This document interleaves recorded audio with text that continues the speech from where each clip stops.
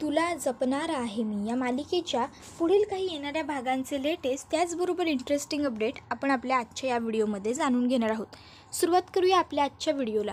तर आता आपण इथे असं पाहतो की मीराला अडकवू पाहणाऱ्या नर्मदा आत्याला त्याचबरोबर वेदाच्या जीवावर उठलेल्या मायाला मस्त मीरा आणि अंबिका ह्या दोघींनीही मिळून चांगली अद्दल घडवलेली असते. आता सगळ्यांची पळापळ बघून मीरा आणि अंबिका ह्या दोघींनाही खूप आनंद होत असतो, छान वाटत असतं. त्यानंतर आपण पाहतो की आता नागपंचमीचा सण आलेला असतो आणि नागपंचमीसाठी आता मीरा ही सर्व प्रसाद वगैरे तयार करणार असते, कारण आता ती रामपुरे घराण्याची सून आहे.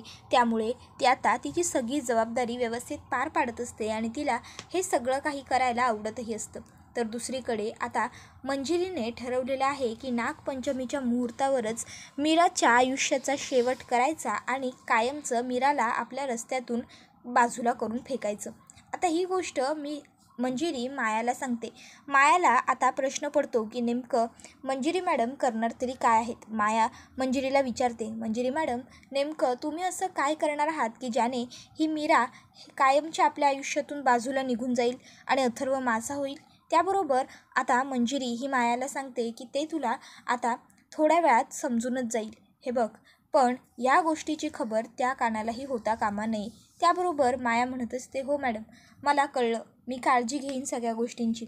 इतक्यात त्या ठिकाणी नर्मदा आत्या येते आणि विचारायला लागते, काय काय चाललंय काय दोघींचं, एवढ्या कसल्या गप्पा मारताय. त्यावर मंजिरी आणि माया सांगतात, नाही काही नाही, आज नैवेद्य मीरा करणार असली तरी बाकीचा स्वयंपाक तर आपल्यालाच बनवावा लागेल ना, त्याचीच तयारी सुरू आहे. त्याबरोबर पुढे आता माया म्हणत असते, खरं तर आज माझ्या अथर्वबरोबर मी नागाची पूजा करणार होते, पण आज माझ्याऐवजी ही मीरा माझ्या अथर्वबरोबर बसणार आणि पूजा करणार. काही हरकत नाही, थोडे दिवसात आता पुन्हा माझा अथर्व माझाच होईल असा तिचा विचार असतो. तर दुसरीकडे आपण पाहतो की आता अथर्व आणि वेदा हे उठलेले असतात. वेदा छान रेडीही झालेली असते मीराच्या सांगण्यावरून, पण अथर्व अजून तयार झालेला नसतो. मीरा आता अथर्वला म्हणत असते, वेदाचे बाबा, अहो तुम्ही तर वेदापेक्षाही आळशी निघालात. काय चाललंय तुमचं?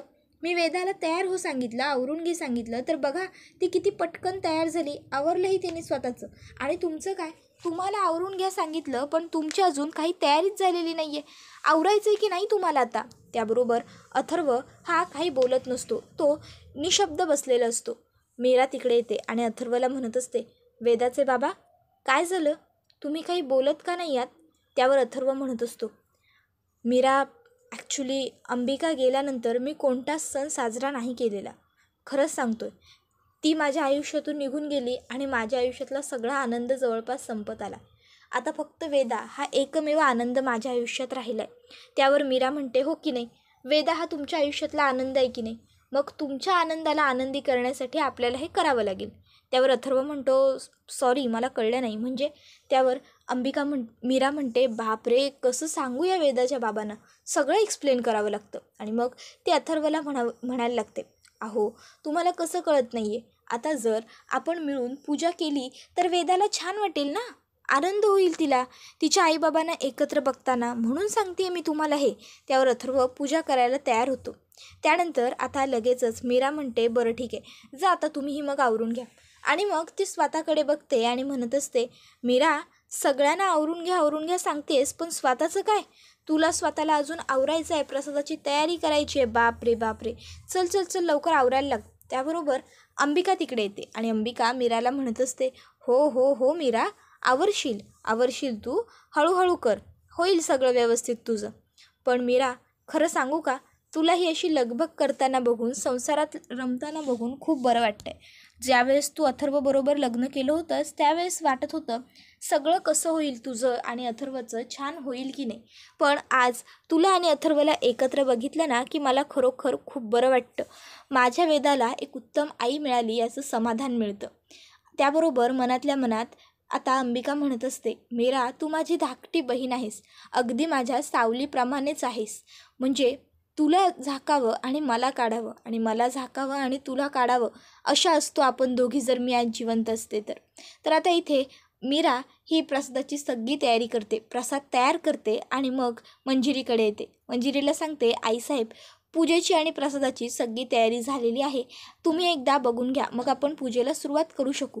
त्याबरोबर लगेचच ती म्हणते, मला तुझ्या हातून झालेली पूजा बघायची काहीच गरज वाटत नाही, त्यामुळे मी त्या पूजेत येणार नाही आहे. आणि तू बनवलेला प्रसाद तर मला अजिबातच नको आहे.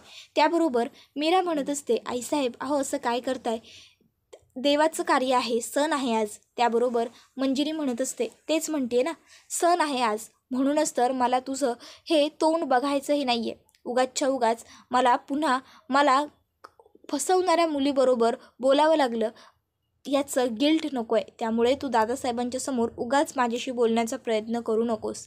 मीरा म्हणत असते, आईसाहेब अहो प्लीज मला माफ करा, माझं चुकलं. मी तुमच्या एकदा नाही तर 10दा 100दा पाया पडून माफी मागायला तयार आहे, पण मी जे केलं ते मजबुरी म्हणून केलं. मी खरंच सांगते, हे सगळं करताना मला सुद्धा आनंद वाटला नव्हता. मी हे सगळं करताना माझ्या हातात खरंच दुसरा पर्याय नव्हता. मला जे सुचलं ते मला करावं लागलं. त्याबरोबर मंजिरी म्हणते, ठीक आहे, मी तुझं सगळं ऐकून घेईन आणि तुला पुन्हा एक संधीसुद्धा देईन, पण त्यासाठी माझी एक अट आहे. त्याबरोबर आता मीरा ही म्हणते, मला तुमची अट मान्य आहे. मंजिरी म्हणते, हे बघ, एवढ्या लगेच अट मान्य आहे असं बोलू नकोस. तुझा गुन्हा गंभीर आहे, त्यामुळे अटही माझी मोठी आहे. त्याबरोबर मंजिरी म्हणते, तर मीरा सांगते, तुम्ही जे म्हणाल ते मी करायला तयार आहे. तुमच्यासाठी तुम्ही अगदी काहीही मागितलं तरी मी देईन. त्यावर मंजिरी म्हणते, स्वतःचा जीव? त्यावर मीरा म्हणते, हो, तोही देईन मी तुमच्यासाठी, फक्त तुम्ही सांगा तुम्हाला काय हवं आहे. त्याबरोबर मंजिरी म्हणत असते, मग एक काम कर, आज नागाची पूजा करायची आहे आपल्याला. त्याबरोबर मीरा म्हणते, हो, नागपंचमीला नागाचीच तर पूजा करतो आपण आईसाहेब. त्यावर मंजिरी म्हणते, आतापर्यंत आपण ज्या नागाची पूजा करत आलेलो आहोत तो नाग मूर्ती स्वरूपात आहे, पण आज मी तुला खऱ्या नागाच्या पूजे करण्याबद्दल बोलत आहे. त्यावर मीरा म्हणते, काय? त्यावर मंजिरी सांगते, हो, आज तू खऱ्या नागाची पूजा करायची, त्याला स्वतःच्या हाताने नैवेद्य अर्पण करायचा आणि हीच आहे तुझी शिक्षा. त्यावर मंजिरी म्हणते, ही शिक्षा आहे? त्यावर लगेचच आता ती सांगते, हो, हीच तुझी शिक्षा आहे. जर सापाने तुला दंश केला तर असं समजायचं की तुझं पावित्र्य सिद्ध नाही करता आलं तुला, आणि जर सापाने दंश नाही केला तर तू पवित्र आहेस. मी तुला रामपुऱ्यांची सून म्हणून स्वीकारून घेईन. आता तू ठरव तुला काय करायचं आहे. तर हे सगळं काही ऐकल्यानंतर आता अंबिकाला खूप मोठा धक्का बसतो. अंबिका ही मीराला म्हणत असते, मीरा अशा काही गोष्टीला होकार देऊ नकोस, मीरा ऐक माझं. मीरा म्हणते, आईसाहेब मी तयार आहे. त्यानंतर ती आता तिकडनं बाहेर पडते. आता अंबिका तिकडे येते आणि म्हणत असते, मीरा तुला कळतंय का तू काय करून घेतलंयस ते? त्यावर मीरा म्हणत असते, हो अंबिकाताई, मी काय केलं आहे ना ते मला व्यवस्थित कळतंय आणि काळजी करू नका, सगळं काही व्यवस्थित होईल, अगदी आपल्या मनाप्रमाणे घडेल सगळं. त्याबरोबर आता अंबिका म्हणत असते, कसं मनाप्रमाणे घडेल मीरा? त्याबरोबर मीरा म्हणत असते, तुम्ही माझी काळजी करू नका, ते सगळं मी बघते. बरं, मला तुम्हाला एक महत्त्वाची गोष्ट सांगायची होती. बाबांनी मला सांगितलं होतं, नागपंचमीच्या दिवशी एखाद्या आत्म्याने जर एखाद्या सापाला किंवा नागाला हात लावला तर त्या आत्म्याला मोक्ष मिळतो. त्याबरोबर हे ऐकून अंबिका विचारते, खरंच? त्याबरोबर मीरा तिला सांगते, हो खरंच, बाबा तरी मला असंच म्हणाले होते. त्याबरोबर लगेचच आता अंबिका ठरवते की आता तीसुद्धा एखाद्या सापाला हात लावेल आणि मग तिलासुद्धा मोक्ष मिळून जाईल. त्याबरोबर मीरा ही तिला म्हणत असते, काळजी घ्या. आणि मग पुढे ती तिला असंही म्हणते, माझी काळजी सोडा, मला काहीच होणार नाही आणि माझं कोणी काही बिघडवू शकत नाही. आईसाहेबांची जी इच्छा आहे ती मी पूर्ण करण्याचा 100% प्रयत्न करेन. तसंही आता रामपुरेंची सून आहे मी, मग कर्तव्य तर पार पाडायला हवंच ना. त्यानंतर आता नाग घेऊन एक तो नागवाला आलेला असतो. आता तो नागाला बाहेर सोडतो. आता मीरा ही त्याच्याजवळ दूध आणि नैवेद्य घेऊन चाललेली असते. हे सर्व काही मंजिरी दूर उभं राहून पाहत असते. घरातले इतर बरेच सदस्य तिथे हजर असतात. खरं तर बरेच म्हणण्यापेक्षा सगळेच, फक्त अथर्व यायचा बाकी असतो. पण आता नागाला मीरा तिच्या हाताने दूध पाजणार ही कल्पना कोणालाच आवडलेली नसते. सगळेच या गोष्टीसाठी नकार देतात, पण मीरा म्हणते, मला करायचं आहे आणि मी हे करणार. आता लगेचच अंबिका घट्ट डोळे मिटते. तिला काय करावं हे सुचत नसतं. इतक्यात तिला एक आयडिया येते. अंबिका लगेच मीराच्या समोर येते आणि बंद डोळे असलेल्या मीराच्या हातावरती अलगद स्वतःचे दोन्ही हात ठेवते. आता अंबिकाचे हात त्या मीराच्या हातांवर असल्यामुळे नाग ज्यावेळेस दूध पितो आणि नैवेद्य खातो त्यावेळेस त्याचा जो स्पर्श असतो तो फक्त अंबिकाला होतो आणि मीराला त्यामुळे काहीही होत नाही. मीरा अगदी व्यवस्थित आणि सुखरूप राहते. हे बघून सगळ्यांच्या जीवात जीव येतो. तर आता हे बघून इथे मंजिरीला मात्र खूपच जास्त राग आलेला असतो. तिचा चांगला संताप झालेला असतो. तिला कळत नसतं की हे कसं शक्य आहे. म्हणजे नागसुद्धा ह्या मुलीला फसवतो. काहीतरी करावं लागेल मला. ह्या मीराला चांगली अद्दल घडवावी लागेल. त्यानंतर आता नागाची पूजा करून झालेली असते. प्रसाद वाटपाची वेळ झालेली असते. आता प्रसाद देण्यासाठी मीरा सगळ्यांना पुढे येते. मंजिरीची वेळ येते. त्यावर मंजिरी म्हणते मला नको आहे आणि ती तिकडनं निघते. आता खरं तर तिला मीराच्या हातचा प्रसाद नको असं काहीही नसतं. पण आता तिला जो श्राप आहे म्हणजेच तिने काही दैवी कार्यात सहभाग घेतला की तिच्या अंगावरती लगेच जळण होणार. त्यामुळे ती आता सगळ्यांच्या समोरच प्रसाद घ्यायला नकार देते. मीरा म्हणत असते आईसाहेब असं काय करताय, प्रसाद आहे थोडं घ्या. त्यावर लगेचच ती म्हणते की नाही नको आहे मला. म्हटलं ना तुला नको आहे मला तुझ्या हातचं काही तर नको आहे. आणि मग ती लगेचच तिकडनं वरती निघून जाते. आता हे सगळं बघताना मीराला खूप दुःख होतं. मग मीरा पुन्हा मंजिरीच्या रूममध्ये येते आणि मंजिरीला म्हणत असते आईसाहेब मला तुम्ही खाली जे सांगितलं ते कळलं. पण मला तुम्हाला एक प्रश्न विचारायचा आहे. तुम्ही मला जे मगाशी म्हणालात की तुम्ही सून म्हणून स्वीकाराल ते खरं आहे ना. त्याबरोबर पुढे ती म्हणत असते तुम्ही सून म्हणून नाही स्वीकारलं तरी चालेल. मला तुम्ही पूर्वी मुलगी मानायचा. मला तुम्ही मुलगी माना. तेवढा फक्त दर्जा द्या बास. माझ्यासाठी तेच खूप आहे. त्यानंतर आता मीरा तिकडनं निघून गेल्यावर अथर्व हा आईच्या रूममध्ये येतो आणि तो आता आईला म्हणजेच मंजिरीला म्हणत असतो आई तू काय केलंस हे मगाशी तुला कळतंय का. जर चुकून जरी त्या सापाचा दंश मीराला झाला असता तर किती महागात पडलं असतं आपल्याला. अगं सापाचं विष काढणं सोपं नसतं तुलाही माहीत आहे. तरीही तू तिच्या जीवाशी हा खेळ केलास. जीव घेणा खेळ मला अजिबात आवडलेला नाही आई. त्याबरोबर लगेचच आता मंजिरी ही म्हणायला लागते की 1 मिनटं अथर्व तुला कधीपासून त्या मुलीचा एवढा पुळका यायला लागला रे सांग ना. त्याबरोबर अथर्व म्हणत असतो आई काही पुळका वगैरे नाही येत आहे मला त्या मुलीचा. पण तू जे वागलीस ना ते चुकीचं होतं. अगं ते तिच्या जीवावर सुद्धा बेतू शकलं असतं. मग काय केलं असतं आपण. आणि तसंही वेदाने अंबिकाला गमावल्यानंतर एकदा तिची आई आणि तिचं स्वातंत्र्य तिचा आनंद तिचं हसणं बोलणं खेळणं सगळं हरवलं होतं. पण आता तिच्या आयुष्यामध्ये मीरा ही तिच्या आईच्या रूपात आलेली आहे. आणि आता पुन्हा मीराला गमावल्यानंतर वेदाच्या आयुष्यात तेच सगळं दुःखाचं सावट परत येईल. आणि माझी अजिबात इच्छा नाही आहे की माझ्या मुलीच्या आयुष्यावरती दुःखाचं सावट यावं. त्यामुळे प्लीज पुन्हा असं काही करू नकोस आई. तू जे वागलीस ते चुकीचं होतं चुकीचं आहे आणि चुकीचंच राहील. तू माझी आई असशील तरीसुद्धा मला कायम खरं बोलण्याची सवय तूच लावलेली आहेस. म्हणूनच मी आज तुझ्यासमोर येऊन स्पष्टपणे सगळं काही खरं सांगितलं.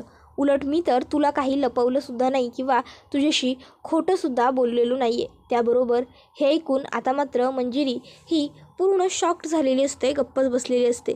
तर आता तिला कळत नसतं की बापरे जो मुलगा आजपर्यंत माझं सगळं ऐकायचा आज त्या मीरासाठी तोच मुलगा माझ्याशी माझा वाद घालायला आला. सोडणार नाही मी या मीराला. तर दुसरीकडे आता अथर्व हा आलेला असतो मीराकडे आणि मीरावरती तो खूप चिडलेला असतो. तो मीराला म्हणत असतो मीरा ए मीरा. त्यावर मीरा येते आणि म्हणते ओरडायला काय झालं आहे. त्यावर अथर्व म्हणतो हो हो या खोलीच्या आतच तुझा आवाज येतो नाही का. खोलीच्या बाहेर तर तू मुख्य होतेस ना. त्यावर मीरा म्हणते सॉरी असं का बोलताय तुम्ही. त्यावर अथर्व म्हणत असतो की आज आईने तुला काय सांगितलं होतं. त्यावर मीरा म्हणते त्याच्याबद्दल बोलताय होय तुम्ही. त्यात काय एवढं. त्यावर अथर्व म्हणतो त्यात काय एवढं. मीरा तुला कळतंय का सिरियसनेस ह्या गोष्टीचं.